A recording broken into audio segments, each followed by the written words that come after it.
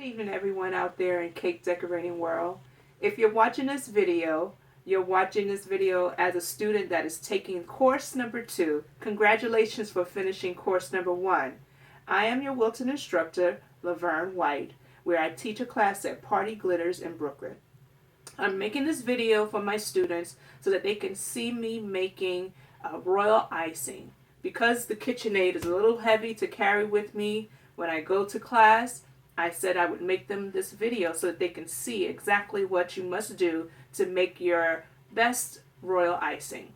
So you need to make sure once again that you gather all your ingredients. You have your powdered sugar, you have your meringue powder, and you have your water. These are the only ingredients that you need for royal icing. Royal icing does not contain any type of butter or shortening. And make sure that all your utensils that you use are grease-free, because that will compromise your royal icing a little bit. So let's begin. We have our powdered sugar, which is a pound of powdered sugar, or as the book would tell you, 450 grams of powdered sugar, which is approximately 2 cups or so. And so I'm going to put that in my mixing bowl. And then we have 3 tablespoons, level tablespoons of meringue powder. And then I'll put this in the bowl. Once we have those things in, we place our bowl on our KitchenAid or whatever you're using, your mixer, and begin to just mix it just a bit to combine all the ingredients. And so I'm going to put it on low just to let it, and if I need to, just pulse it a little bit so that I won't get a splatter. If you need to, you can always use a wet towel to produce your stuff so that it won't fly all over the place. After I let it mix for a little while, I'm going to take 5 tablespoons of water.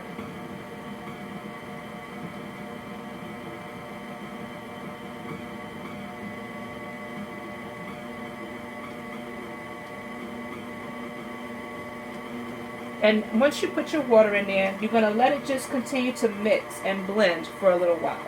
And once again, leaving it on low as it collects itself.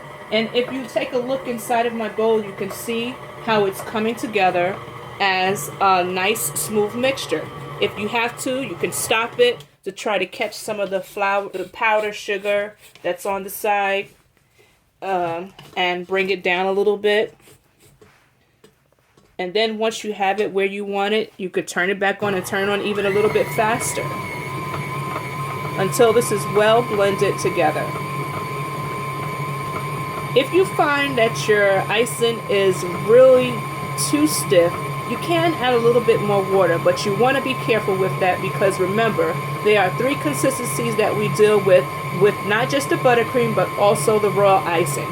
We have stiff, medium, and thin. And so you don't want to add too much water to it, because you'll wind up getting a consistency that you can't use, especially for your roses when we get there. But as you can see, the icing is coming together and is actually fluffing out quite nicely. Once you think you have your icing to where you want it, you can stop your mixer or your paddling or whatever you're using. Hopefully you have something to help you along, because this can be a little tedious. And then you should have a nice smooth icing that has almost a nice little shine to what it looks like. And so once you have this, you take it and you put it in an airtight container, and then store it at room temperature for no more than 2 weeks. Yes, you can put it in the refrigerator as well to store it there. And when you're ready to use it again, just take it out and beat it a little bit so that it can come back to its nice shine and nice smoothness. I hope you enjoyed this video. Hope this helps you, and see you all in class. Take care.